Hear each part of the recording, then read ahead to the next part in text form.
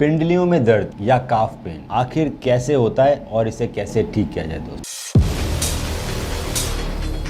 मेरा नाम डॉक्टर मनु बोरा, मैं एक ऑर्थोपेडिक सर्जन हूँ गुड़गांव के अंदर। दोस्तों, काफ पेन होने के बहुत सारे रीजंस हो सकते हैं। पहला रीजन होता है कि आपको काफ में इंजरी हो गई, डायरेक्ट चोट लग सकती है या एक्सेसिव वर्कआउट या रनिंग की वजह से स्ट्रेन भी पड़ सकता है। दूसरा रीजन होता है वेस्कुलर, कि आपकी जो वेसल्स हैं, जो आर्टरीज हैं, उसमें कहीं ना कहीं ब्लॉकेज है जो आपको काफ पेन दे रही है। तीसरा आता है स्पाइनल, जो हमारे पैरों के अंदर जो नर्व्स आती है दोस्तों, वो हमारे स्पाइनल कॉर्ड से ओरिजिनेट होती है, हमारी बैक से ओरिजिनेट होती है। अगर वहाँ पे सेंट्रल कंप्रेशन है तो जनरली क्लाउडिकेशन या काफ पेन जैसे सिम्टम्स आते हैं। इसके अंदर जब आप चलते हैं तो आपका काफ पेन बढ़ता रहता है, फिर आपको बैठना पड़ता है थोड़ी देर के लिए काफ पेन को कम करने के लिए। स्पाइनल भी एक बहुत बड़ा रीजन रहता है काफ पेन का, स्पाइनल कॉजेज, जिसके अंदर डिस्क बल्ज, फ्रैक्चर्स या फिर डीजनरेशन ऑफ स्पाइन मेन। एक और कारण रहता है, उसका नाम है कंपार्टमेंट सिंड्रोम। बहुत सारे एथलीट्स के अंदर कंपार्टमेंट सिंड्रोम डेवलप होना था काफ के अंदर, जनरली जब वो बहुत ज्यादा उनकी एक्सेसिव रनिंग होती है स्पोर्ट्स के अंदर, तो काफ के अंदर बहुत ज्यादा प्रेशर बिल्डअप होने लगता है और वो धीरे धीरे कंपार्टमेंट सिंड्रोम रूप ले लेता है और काफी सीवियर काफ पेन होता है। तो बहुत जरूरी है डायग्नोस करना कि आखिर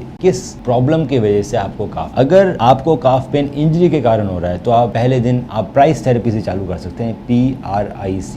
आपको काफ में इंजरी हुई है, स्ट्रेन पड़ गया है, सो P का मतलब प्रोटेक्शन, थोड़े दिन रेस्ट कीजिए, यहाँ वहाँ घूमिए मत। R rest, PRI ice pack, ice fomentation बहुत अच्छे रहते हैं। C कंप्रेशन, आप क्रैब बैंडेज बांध सकते हैं। और E एलिवेशन, रात को सोते समय आप अपने तकिए पे पैर रख के सोइए। तो ये पहले का एक इनिशियल ट्रीटमेंट मेथड है जिससे आपका काफ पेन धीरे धीरे कम होगा अगर आपको इंजरी लगे। उसके बाद बात आती है काफ रिहेबिलिटेशन की, तो इसके अंदर काफ की स्ट्रेंथनिंग और काफ की स्ट्रेचिंग्स कॉमन है। ये दोनों आप करेंगे तो धीरे धीरे आपका काफ पेन ठीक हो जाएगा। अगर आपका काफ पेन वेस्कुलर प्रॉब्लम्स की वजह से, तो आपको एक CTVS कार्डियोवैस्कुलर थोरेसिक सर्जन या फिर सर्जन से मिलना पड़ेगा। वो ढंग से इन्वेस्टिगेट करके बताएंगे कि सबसे सही इलाज क्या रहेगा आपके काफ पेन को ठीक। अगर स्पाइनल कॉर्ड कंप्रेशन की वजह से आपको काफ पेन आ रहा है तो इसमें MRI करानी पड़ती है दोस्तों, देखने के लिए कि आखिर किस एरिया में, किस रीजन में कितनी बड़ी डिस्क या ऑस्टियोफाइट आपके नर्व को कंप्रेस। इसका जो ट्रीटमेंट है वो डिपेंड करता है कि आपको काफ पेन के अलावा और क्या क्या सिम्टम्स। सो इसके अंदर रेगुलर एक्सरसाइजेज भी होती है ट्रीटमेंट में। ज़्यादा सीवियर है तो उसमें इंजेक्शंस भी लगाए जा सकते हैं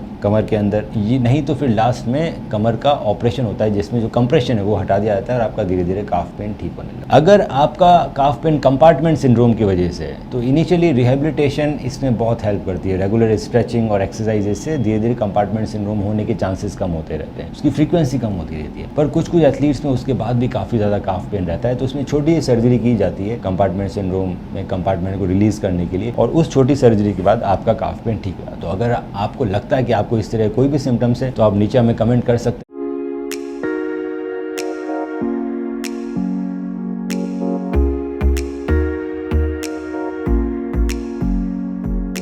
ऑर्थो स्पोर्ट्स, इंजरी के साथ भी, इंजरी के बाद भी।